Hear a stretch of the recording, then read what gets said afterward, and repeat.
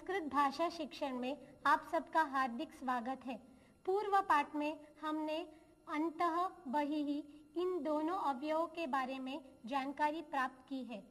अब हम उसका अभ्यास करेंगे। आगे 2-3 नूतन शब्दों का भी अभ्यास करेंगे। नमो नमः। नमो नमः। सर्वेषां हार्दं स्वागतम्। संस्कृत संभाषणस्य अभ्यासं कुर्मः किम्? पूर्वतन पाठे अन्तः बहिः इत्यनयोः अभ्यासं कृतवन्तः। इदानीं तस्यैव पुनस्मारणं कुर्मः। प्रकोष्ठः, प्रकोष्ठस्य अन्तः दीपः अस्ति। प्रकोष्ठात् बहिः पादरक्षा अस्ति। गृहस्य अन्तः प्रकोष्ठः अस्ति। गृहात् बहिः मार्गः अस्ति। वाक्यानि वदन्ति वा? एकं मन्दिरम् अस्ति। चिन्तयतु, एकं मन्दिरम् अस्ति। मन्दिरस्य अन्तः किम् अस्ति? मन्दिरात् बहिः किम् अस्ति? भवान् वदतु। मन्दिरस्य अन्तः देवः अस्ति। उत्तमम्। मन्दिरात् बहिः किम् अस्ति? भवती वदतु। मन्दिरात् बहिः पादरक्षा अस्ति। उत्तमम्। इदानीं वाक्यानि वदन्ति वा? भवती वदतु।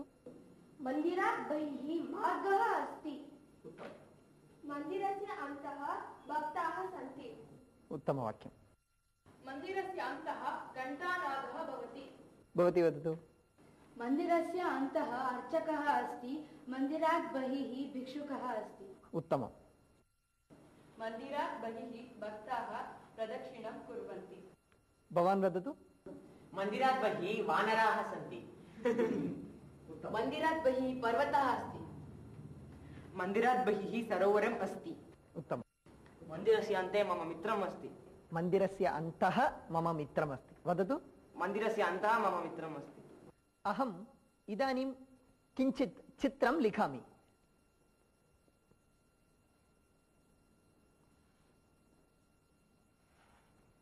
भवान् आगच्छतु। भवान् इतोपि एकां रेखां लिखतु। उत्तमम्।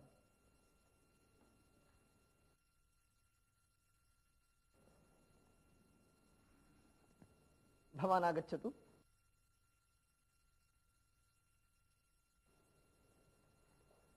इतोपि एकां रेखां लिखतु। उत्तमम्। भवान् आगच्छतु।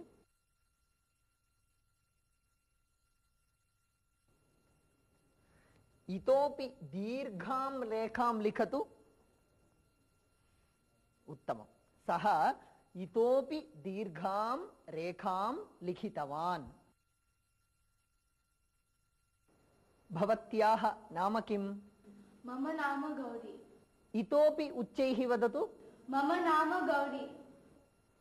इतोपि उच्चैः का वदति? अक्षता वदतु। मम नाम अक्षता। उत्तमम्। इतोपि उच्चैः का वदति? मम नाम दीप्ति। उत्तमम्। भवान् आगच्छतु। भवान् अ लिखतु।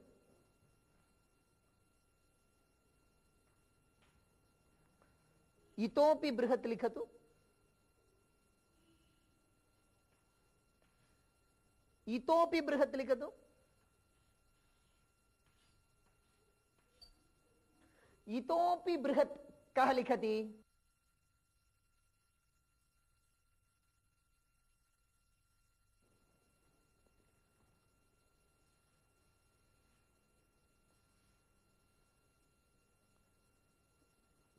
उत्तम। इतोपि, इतः अपि, इतोपि,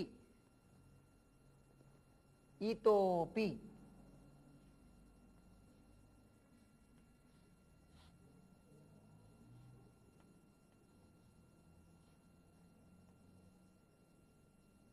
इतोपि।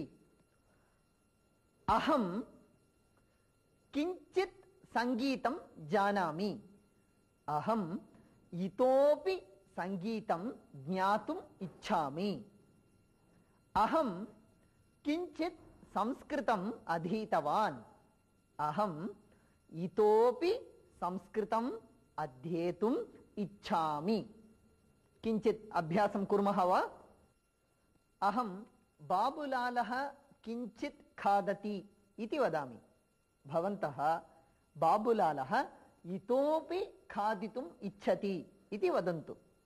बाबुलालः किञ्चित् खादति।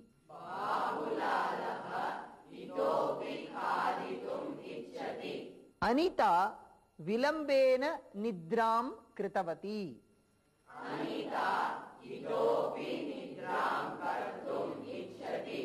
राकेशः किञ्चित् श्रुतवान्।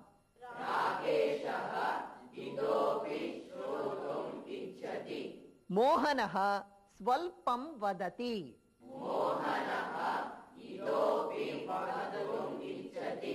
इतोपि वक्तुम् इच्छति। युवराजः किञ्चित् क्रीडितवान्।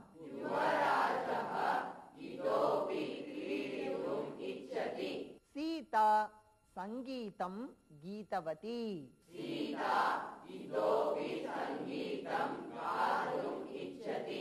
इदानीं वदन्तु, भवन्तः पठन्ति, लिखन्ति, भाषणं कुर्वन्ति, इतोपि किं किं कर्तुम् इच्छन्ति? अहम् इतोपि अभिनयं कर्तुम् इच्छामि। अहं किञ्चित् आङ्ग्लभाषां जानामि, इतोपि ज्ञातुम् इच्छामि। अहम् इतोपि दानं कर्तुम् इच्छामि। उत्तमम्। अहं किञ्चित् सङ्गीतं जानामि। अहं किञ्चित् सङ्गीतं जानामि, इतोपि ज्ञातुम् इच्छामि। अहम् इतोपि चित्रलेखनम् इच्छामि। अहं नृत्यं किञ्चित् जानामि, इतोपि ज्ञातुम् इच्छामि। अहम् इतोपि पठितुम् इच्छामि। उत्तमम्। अहं भरतनाट्यं किञ्चित् जानामि, इतोपि ज्ञातुम् इच्छामि। अहम् इतोपि कवितां लेखितुम् इच्छामि। अहम् इतोपि दूरदर्शनं द्रष्टुम् इच्छामि। भवान् इतोपि किं कर्तुम् इच्छति? मम किञ्चित् सामान्यज्ञानम् अस्ति। अहम् इतोपि ज्ञातुम् इच्छामि। अहम् इतोपि सङ्गीतं श्रोतुम् इच्छामि। अहम् इतोपि क्रीडितुम् इच्छामि। अहम् इतोपि नाटकं द्रष्टुम् इच्छामि। अहम् इतोपि भगवद्गीतां ज्ञातुम् इच्छामि। अहम् इतोपि संस्कृतं ज्ञातुम् इच्छामि। उत्तमम्। अहम् इतोपि वेदमन्त्रं पठितुम् इच्छामि। अहम् इतोपि तबलावादनं कर्तुम् इच्छामि। अहम् इतोपि पादकन्दुकं क्रीडितुम् इच्छामि। उत्तमम्। इतोपि अर्थम् अवगच्छति वा? इतः अपि इन दोनों शब्दों के योग से बना है इतोपि शब्द, जिसका अर्थ है और भी या थोड़ा और भी ज्यादा, और भी कम इत्यादि अर्थ में इसका प्रयोग होता है। अब आप एक दृश्य देखिए जिसमें इसका प्रयोग किया गया है।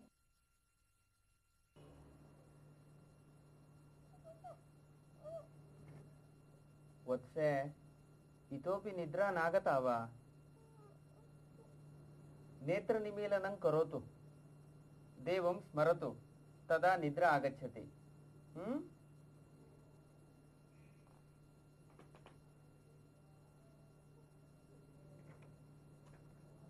किं भोः, इतोपि निद्रा नागता वा? इतोपि निद्रां न करोति चेत् ताडयामि।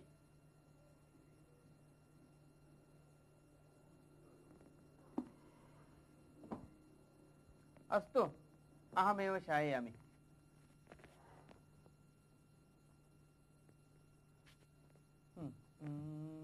इतोपि निद्रा न आगता वा?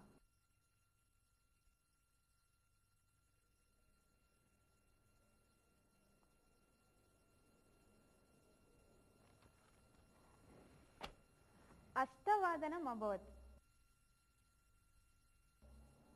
मञ्जुनाथः इतोपि न आगतवान्।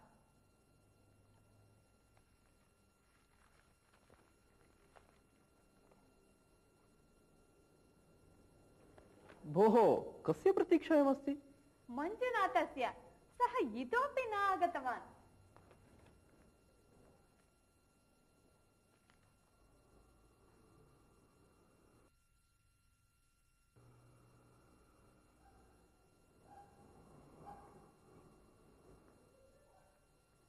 इतोपि नागतवान् वा? नहि।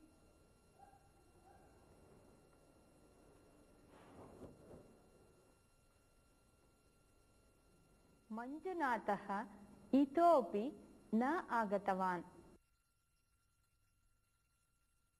मञ्जुनाथः इतोपि नागतवान्?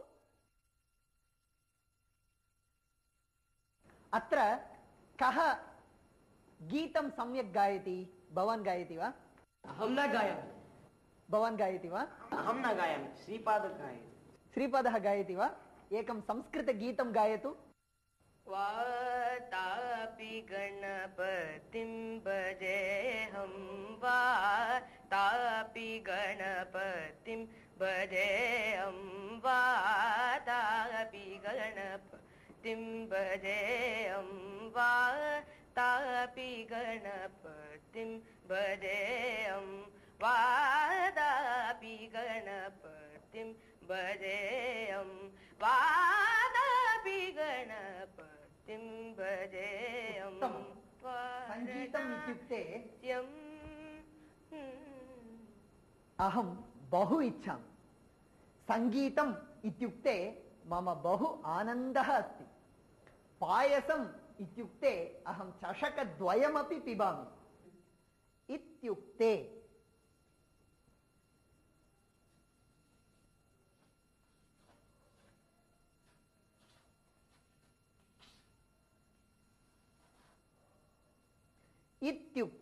इत्युक्ते कविः इत्युक्ते कालिदासः रमणीयकाव्यं लिखितवान्। तबलावादकः इत्युक्ते जाकिर हुसैन। आदिकविः इत्युक्ते कः?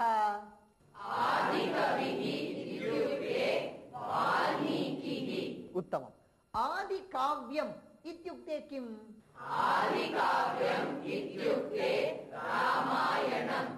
नाटकम् इत्युक्ते अभिज्ञानशाकुन्तलम्। नाटकम् इत्युक्ते किम्?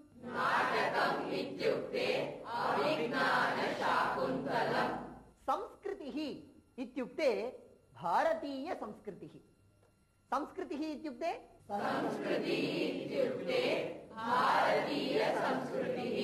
अहम् इदानीं शब्दद्वयं वदामि।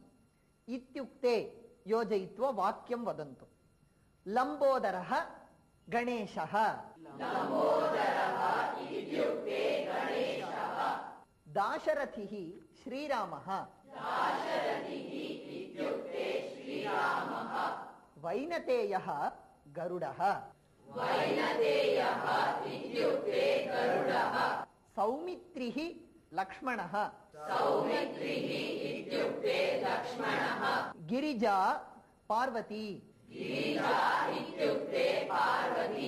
पाकशासनः देवेन्द्रः।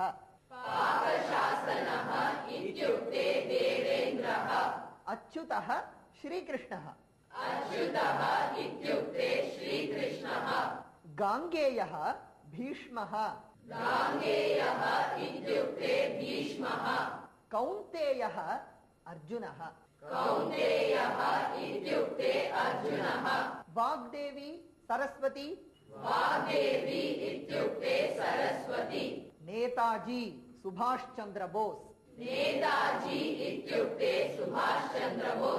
राजाजी राजगोपालाचार्यः।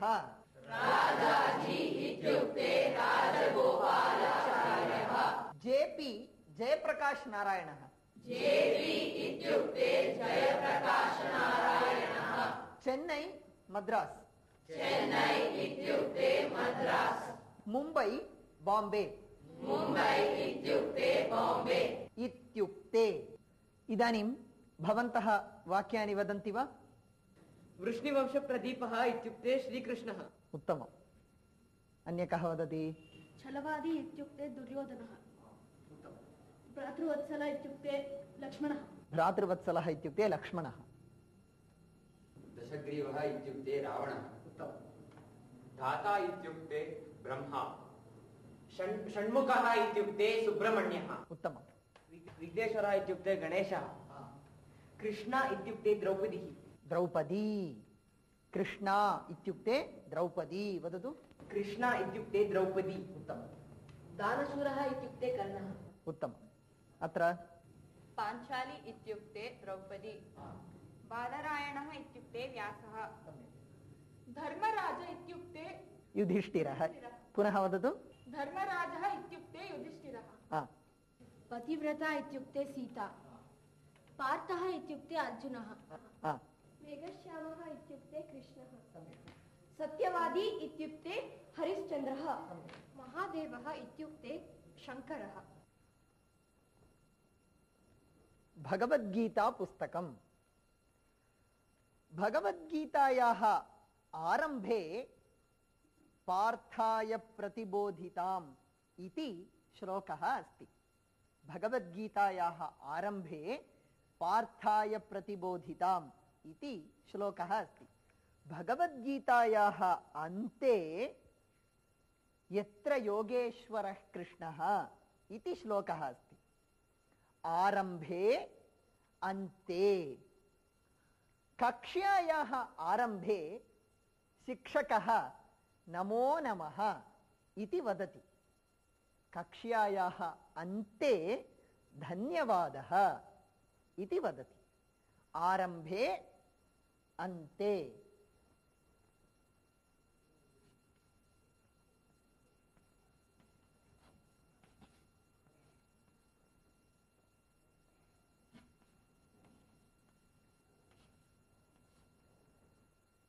कार्यक्रमस्य आरम्भे दीपज्वालनं कुर्वन्ति कार्यक्रमस्य अन्ते वन्दनार्पणं कुर्वन्ति कक्ष्यायाः आरम्भे शिक्षकः वाक्यं वदति कक्ष्यायाः अन्ते अभ्यासं कारयति पूजायाः आरम्भे विनायकस्तोत्रं वदन्ति पूजायाः अन्ते आञ्जनेयस्तोत्रं वदन्ति कविः काव्यस्य आरम्भे मङ्गलाचरणं करोति काव्यस्य अन्ते अपि मङ्गलाचरणं करोति आरम्भे अन्ते वदतु आरम्भे अन्ते इदानीं वाक्यं वदन्ति वा आरम्भे अन्ते कः वदति अहं मङ्गलकार्यस्य आरम्भे गणेशं नमामि कार्यस्य आरम्भे विनायकं स्मरामः अहं दिनस्य आरम्भे देवं नमामि उत्तमम् अहं भोजनस्य अन्ते फलं खादामि अहं भोजनस्य आरम्भे अन्ते च हस्तप्रक्षालनं करोमि सम्यक् नाटकस्य आरम्भे नान्दीगीतं गायन्ति अहं पठनस्य आरम्भे पूजां करोमि उत्तमम् अहं भोजनस्य आरम्भे श्लोकं वदामि अहं निद्रायाः आरम्भे देवं नमामि अहं भोजनस्य अन्ते तक्रं पिबामि भवान् वदतु अध्ययनस्य आरम्भे अहं देवं स्मरामि दिनस्य आरम्भे अहं स्नानं करोमि हरिकथामृतस्य आरम्भे मङ्गलश्लोकः अस्ति कार्यक्रमस्य अन्ते वन्दे मातरं गायामः सम्यक् अहम् आरम्भे पद्यं पठामि अन्ते कण्ठपाठं करोमि कक्ष्याः अन्ते घण्टानादः भवति कक्ष्यायाः अन्ते घण्टानादः भवति शालायाः आरम्भे सर्वे प्रार्थनां कुर्वन्ति उत्तमम् आरम्भे वदतु अन्ते इदानीं वयम् एकं सुभाषितं शृणुमः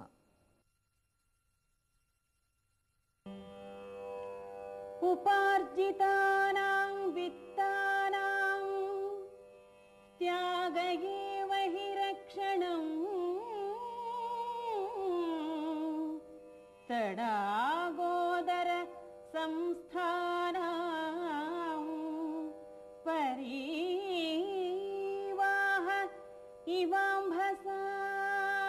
इवाम्भसाम् उपार्जितानां वित्तानां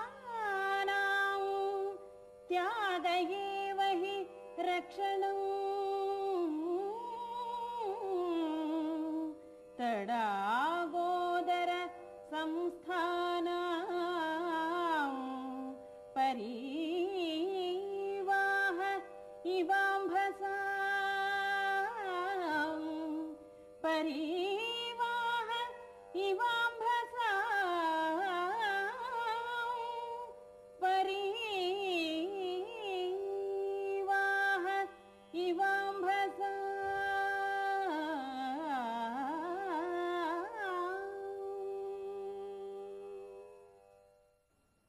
सुभाषितस्य अर्थः एवमस्ति।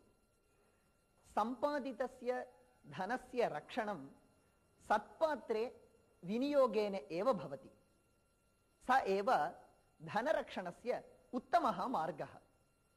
अत्र एकम् उदाहरणं यथा तडागे विद्यमानं जलम् अपेक्षायां सत्यां यदा बहिर्गच्छति तदा एव तत्रत्यं जलमपि शुद्धं भवति, तडागः अपि संरक्षितः भवति।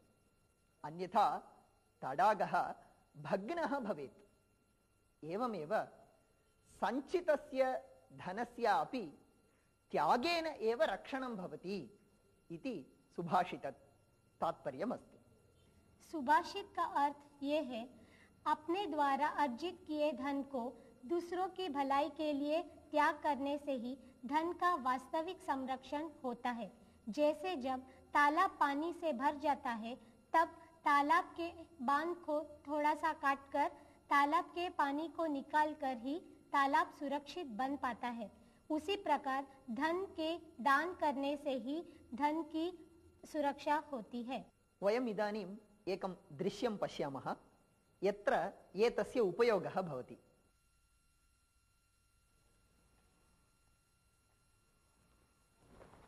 भो, कृष्णमन्दिरं कुत्र अस्ति? अष्टममुख्यमार्गस्य आरम्भे एव अस्ति। पत्रालयः? स तु नवममुख्यमार्गस्य अन्ते अस्ति। धन्यवादः। स्वागतम्।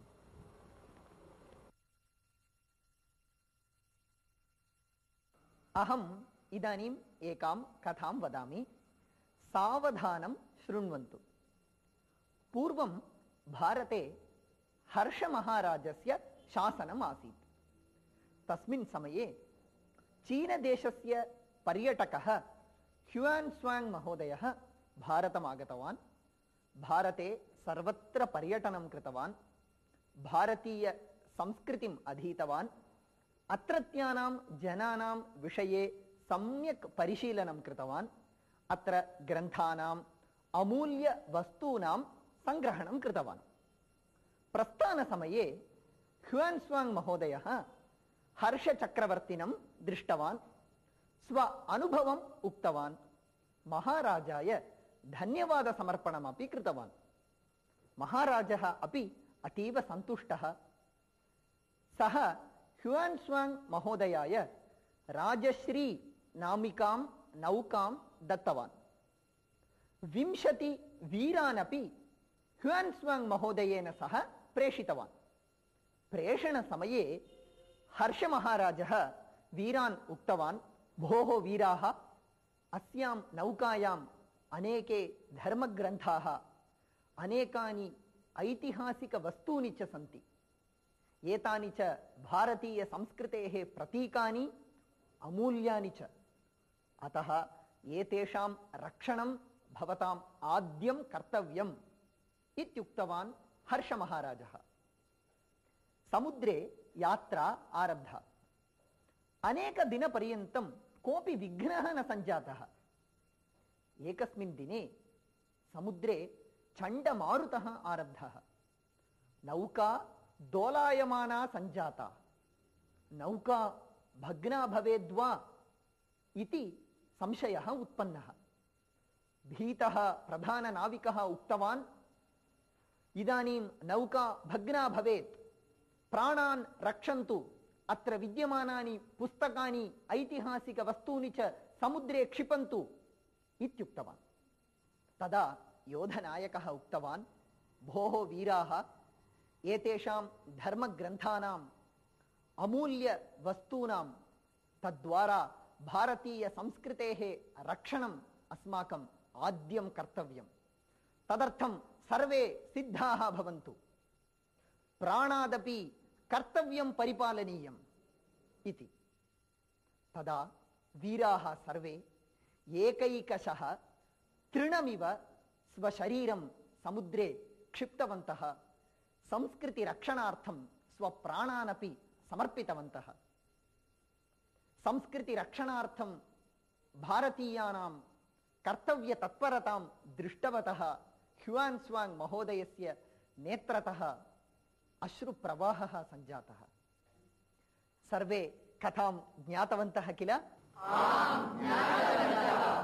धन्यवादः। नमो नमः।